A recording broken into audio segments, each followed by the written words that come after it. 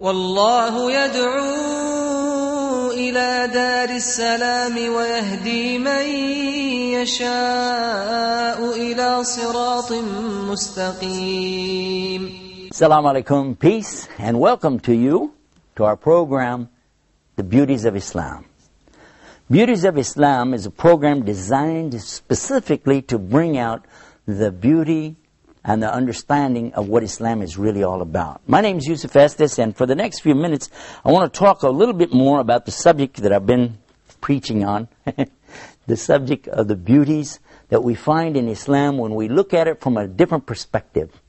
A human being looks at everything from the human being point of view. You and I are not able to really look at life from the point of view of a blade of grass or a flower or a tree.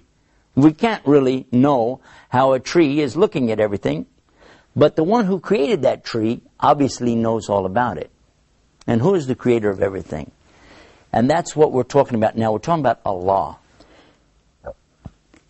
What is it that the Muslims believe about Allah? What do we understand about Allah? And this is one of the beauties.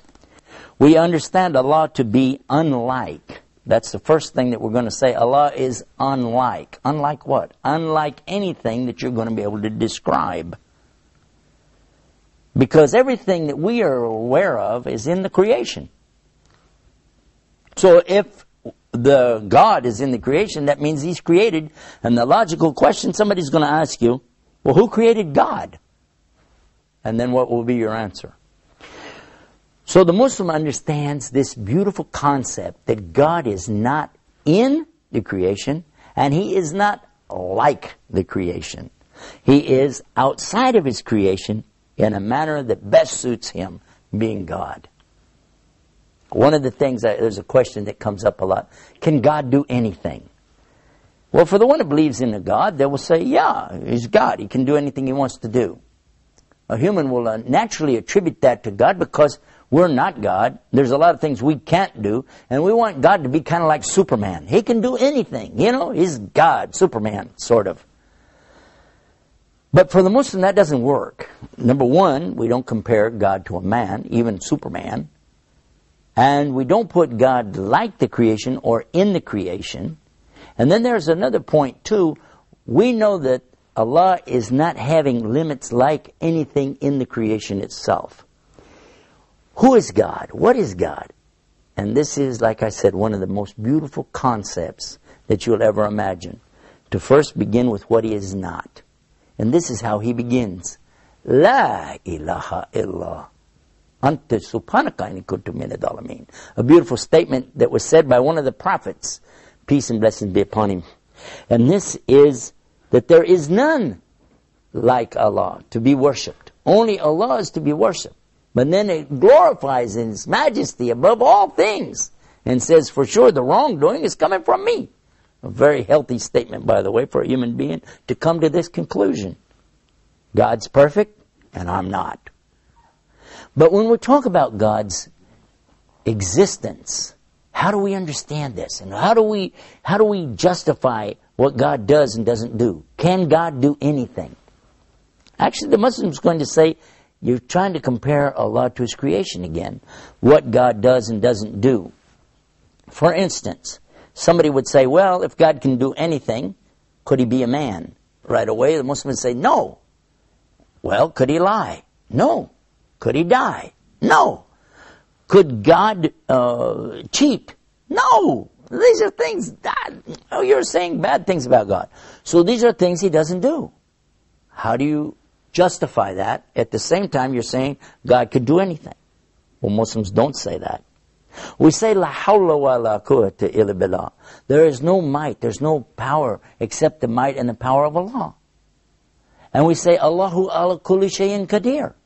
That this means that Allah is capable of doing whatever He wills to do. There's a but. Look at this. But Allah never wills to do something that will make Him not be who He is. In other words, He would never will to die because He's what? He's al-hayy, which means the eternally alive. Which now brings us to another area of beliefs in Islam. And that is that Allah is the epitome of each and every one of His characteristics. This is a beautiful teaching. And it's something you really need to reflect on and think about, because the more you think about this, the more you begin to understand a whole new concept, something that maybe you never thought about before. Allah says in the Quran, "Laysa kamithlihi shay'in wa huwa samiun basir." The meaning here is He is not like anything. And what is this next part? Samiun basir. It means all hearing and all seeing. Even this is not like the creation, because the creation, there's nothing in creation that can hear everything or see everything, is there? There's nothing in creation that has this kind of ability. And why? Because Allah is not in the creation. These are just a few of the things to give you a little tip of the iceberg. Now what I want to do, I want to let you think about what I'm talking about, so that this steeps in. It's going to take a minute for you. So you just let that seep in there for a minute. Take a break. We're going to come right back. I want to pick up right where I left off and continue with this beautiful concept in Islam. It's the concept of who God is and who He isn't. And all of that's going to be right here. So sit tight. We're going to be right back with more Beauties of Islam. Islam is keeping up the pace. Islam is for every race.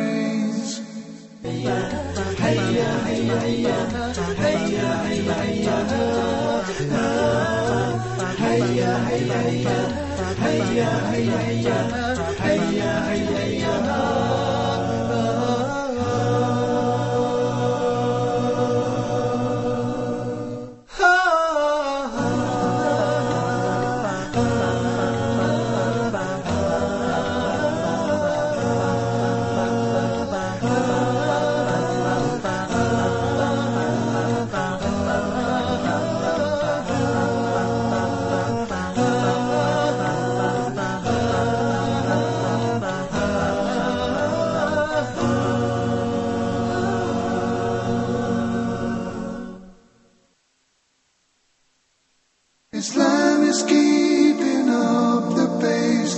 Islam is for every race. We're back and you're watching Beauties of Islam, and we've been talking about the beauty of the concept of God in Islam. And we started out by saying what Allah doesn't do, what He isn't. He isn't in His creation, He isn't like His creation. And what does He not do? He doesn't do anything that would make Him no longer be who He is. Now, He defines Himself. This is so interesting, because many people, they're searching for God. They want to know, who is God? Where is God? How do I know? What's my purpose? Why did He create me? Many questions that we have. But now look what we find in the Quran. It's in chapter 2, verse 255. That would be Surah Baqarah, the chapter called the cow. And look it up if you like, and see the meaning that's usually translated to be something like this. I give you the Arabic, and slowly we'll examine the meaning of it.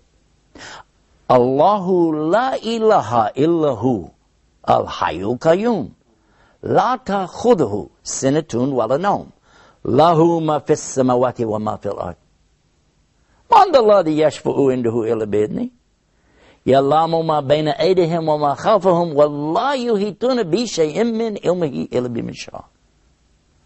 وَاسِيَ كُرْسِيُهُ السَّمَاوَاتِ وَالْأَرْضِ وَلَا يَئُودُهُ حِفْظُهُمَا وَهُوَ الْعَلِيُّ الْعَظِيمُ.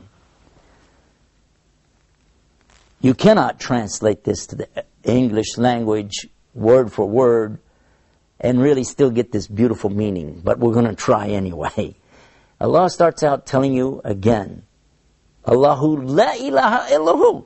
He says Allah, He is the one that there's none other to worship. He's the only one worthy of any worship.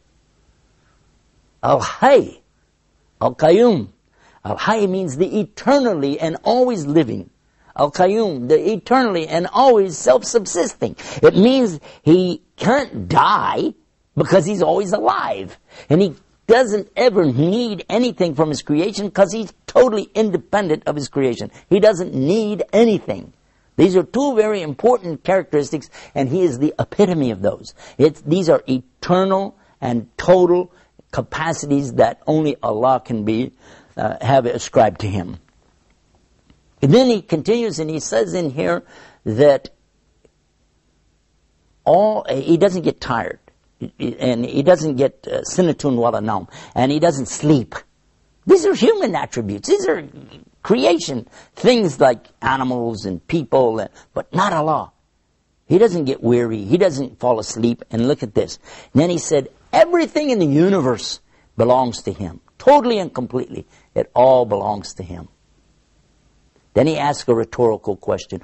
Who is there that could come between Him and His creation, except that He has to give Him permission to do it anyway?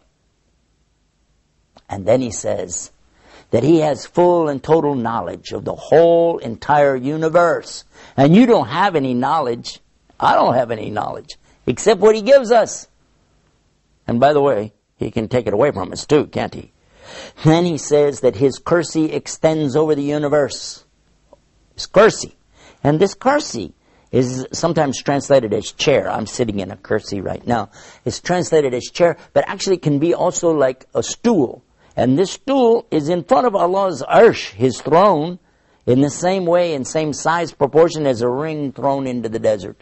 This is to give you the idea of how huge and amazing is this kursi. It's bigger than the whole universe. The universe becomes like a tiny ring, and the kursi like a giant desert.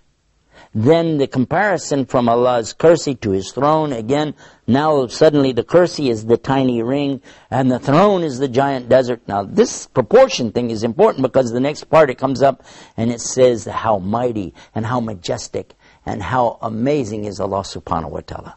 So this is something I really invite you to learn about the Arabic language and then learn about this verse. It's called Ayatul Kursi, the verse of the chair. Not throne. Arsh is throne.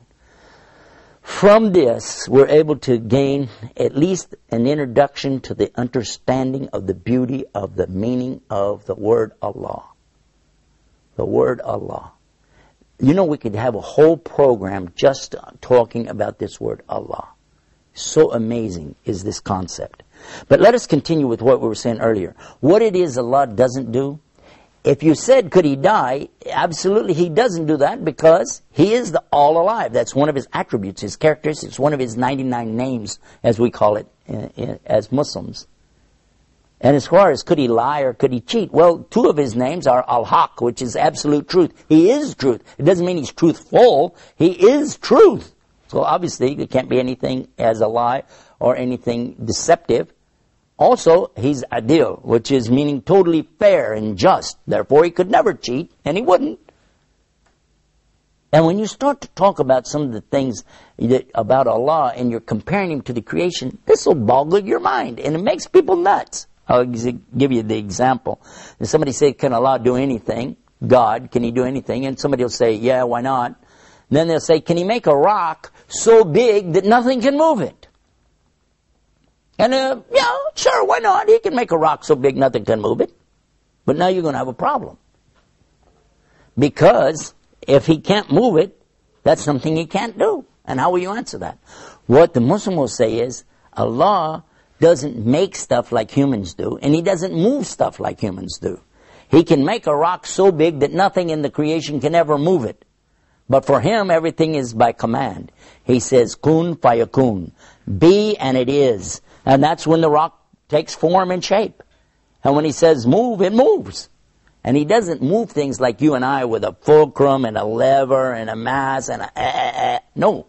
This is something for Allah that He does as He wills. And He is capable of doing whatever He wills to do. So don't compare Him to the creation. You don't get in a problem like that. And don't put Him in the creation. And you don't run into these problems in concept. Allah is mighty, and above all that He's created. A beautiful concept, a beautiful teaching in Islam. And for more about that, visit our website, beautiesofislam.com. And until next time, peace. Assalamu alaikum wa rahmatullah. Islam is peace.